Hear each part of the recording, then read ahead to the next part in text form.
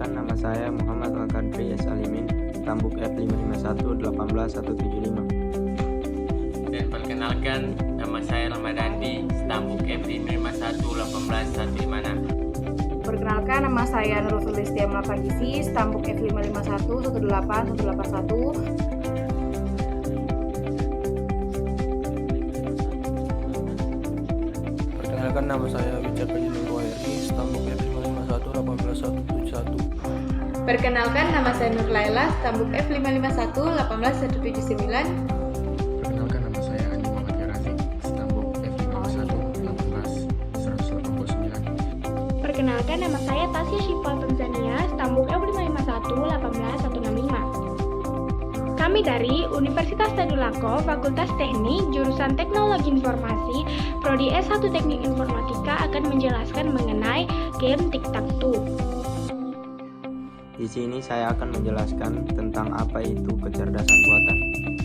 Kecerdasan buatan atau artificial intelligence adalah cabang ilmu komputer yang menekankan pengembangan intelijen mesin, pola berpikir, dan bekerja seperti manusia. Misalnya, pengenalan suara, pemecahan masalah, pembelajaran, dan perencanaan. Jadi, kecerdasan buatan atau AI memungkinkan untuk mesin belajar dan menyelesaikan input-input baru.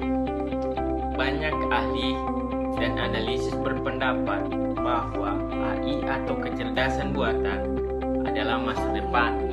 Tetapi, jika kita melihat sekeliling kita, itu adalah masa kini. Di sini saya akan menjelaskan tentang hubungan antara kecerdasan buatan dan game playing. Jadi kita masuk ke pengertian game playing. Game playing adalah salah satu bidang dari kecerdasan buatan yang mempelajari cara mesin dapat bereaksi terhadap logika permainan. Game playing memiliki tujuan untuk merepresentasikan logika permainan untuk dapat dilakukan oleh komputer mesin berdasarkan analisis terhadap situasi yang dihadapinya. Dalam game playing, kecerdasan buatan digunakan untuk membuat perilaku cerdas yang biasanya terletak pada non-player karakter atau NPCs dan seringnya mensimulasikan seperti kecerdasan manusia.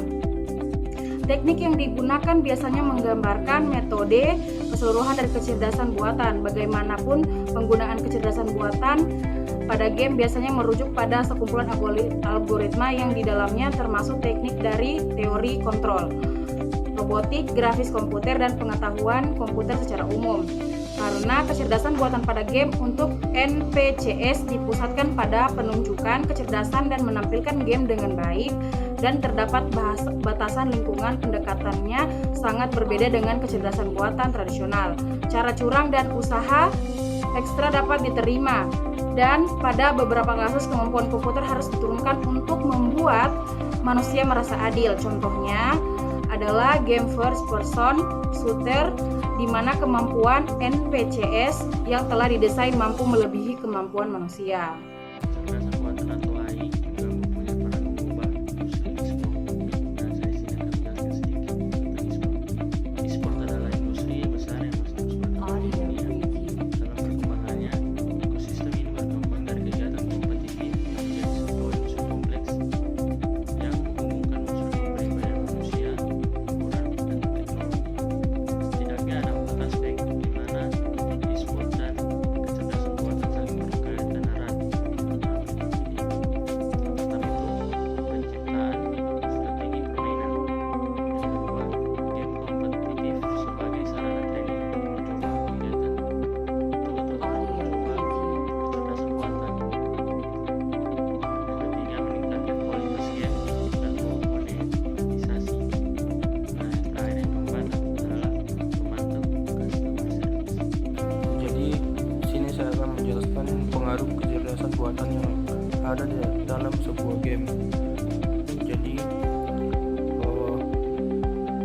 saya akan menjelaskan contoh penerapan teknologi AI pada game atau permainan. Yang pertama itu game Quick Draw. Jadi Quick Draw ini adalah game edukasi yang recommended untuk dimainkan.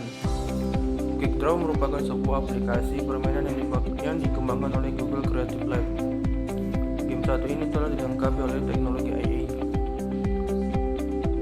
Cara mainnya pun gampang dengan menggambar 6 buah objek sesuai dengan perintah dalam waktu 20 detik.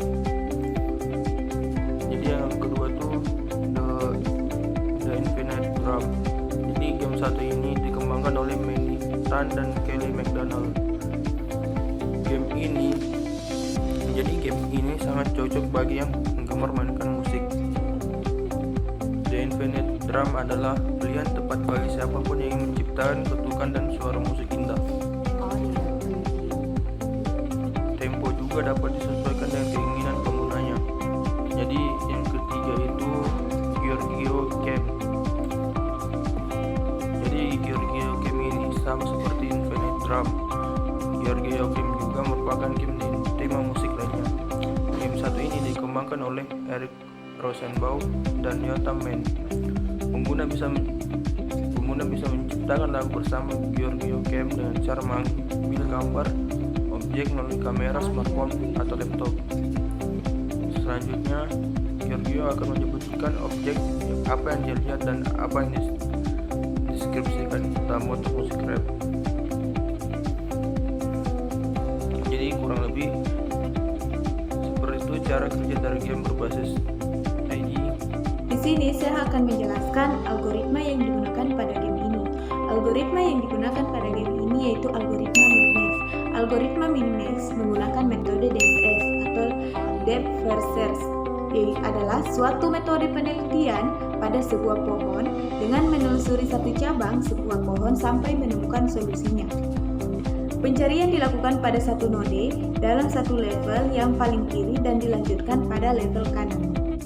Sementara itu, algoritma Minimax adalah algoritma yang digunakan untuk menentukan pilihan agar memperkecil kemungkinan lawan mendapatkan nilai maksimal.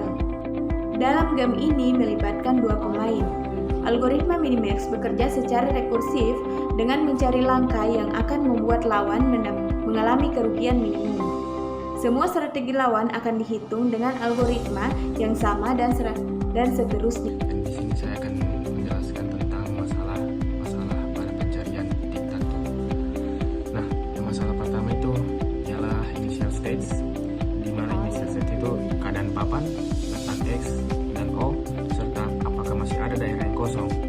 Nah, terus yang kedua itu pemain itu hanya meletakkan X dan O. Nah, di sini masalah yang kedua ada set of operator. Di sini set of operator yang dapat dilakukan adalah mengisi X atau O ke dalam daerah yang masih kosong sesuai dengan pemain pada gilirannya. Jadi orang mengisi X atau O ke dalam daerah yang masih kosong. Yang selanjutnya adalah terminal test. Terminal test dilakukan dengan memeriksa apakah ada pemenang atau tidak. Pemenang ada jika X atau 0 berada pada kriteria baris untuk menang dan pemenang tidak ada jika daerah sudah penuh. Selanjutnya adalah utility function. Utility function didapatkan dari terminal test. Jika X menang, maka nilai utility menjadi -10 dengan kedalamannya. Dan jika O menang, maka nilai menjadi -10 sesuai dengan kedalamannya. Jika seri, maka nilai menjadi 0. Terima kasih telah menonton video ini sampai detik ini. Semoga bermanfaat untuk kita semua. Bye-bye!